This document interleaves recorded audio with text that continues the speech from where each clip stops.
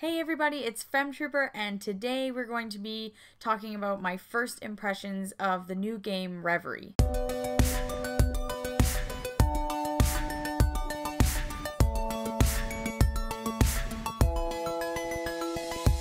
So the developers of Reverie allowed me a little bit of early access to the game by giving me a code, and I am very, very thankful because I am really enjoying what I've played so far. So let's talk about this game. It just came out today, March 29th, and I believe it comes out April 5th in Europe, and that is for the Vita. I don't know when the PlayStation 4 release date is, but for those of you guys who don't know what this is, it's basically like I want to say it's like Earthbound meets Zelda. So let's go into that. I remember I've been following this for quite a long time, and that is because I am a huge Earthbound fan. You guys know that. Earthbound's my favorite game of all time.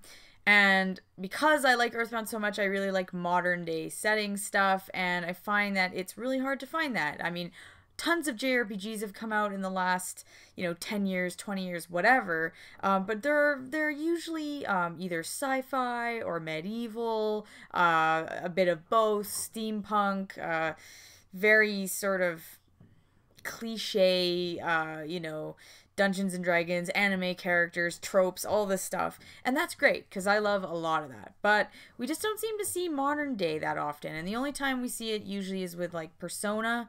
You see it there.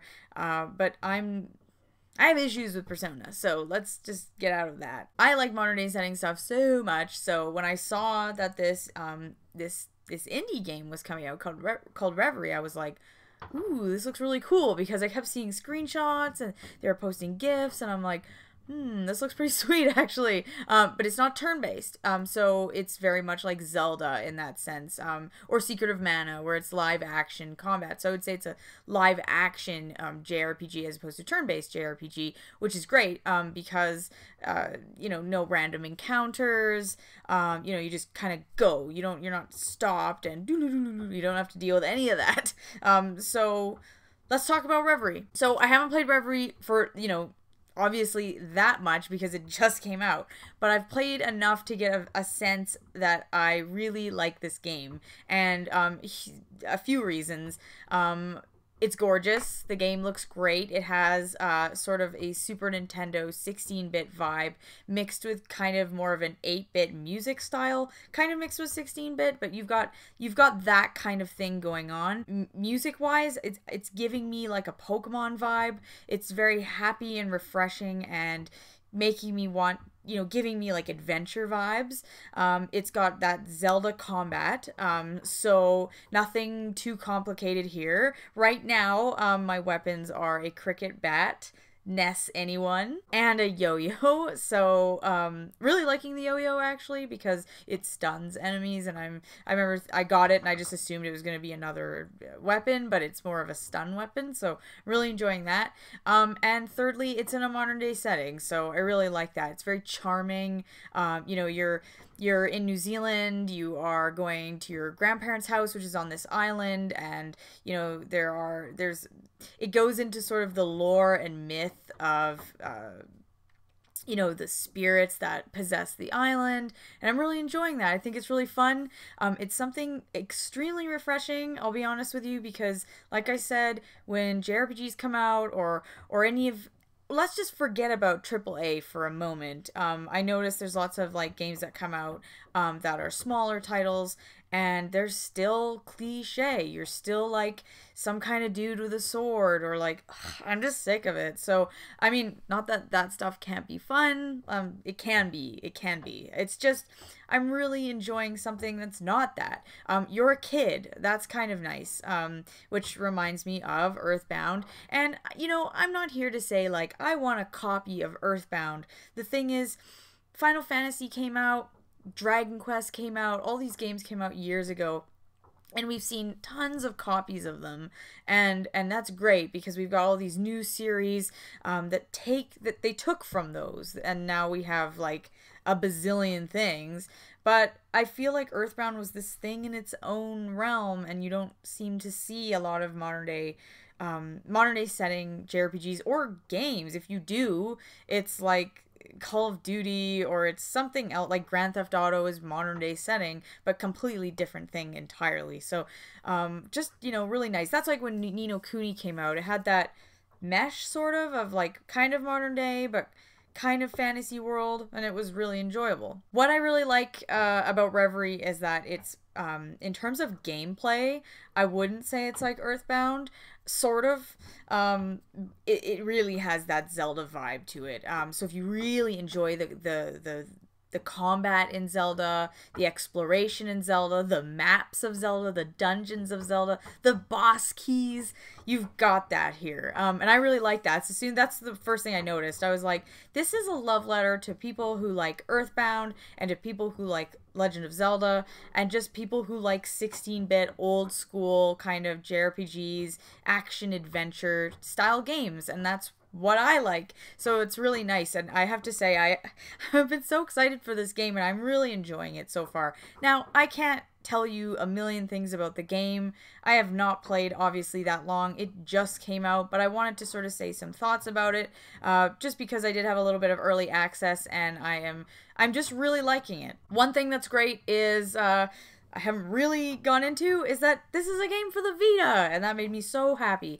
Physical releases are going to be soon. I don't know a date, but they'll be available in Play Asia. So definitely want one of those because I love the PlayStation Vita a lot. I've talked about it a lot on my channel. I feel like Nintendo is really pushing the Switch right now, and I get that. I get why they're pushing the Switch. Duh, but the 3DS is sort of taking a backseat, and it is an older system. I get that.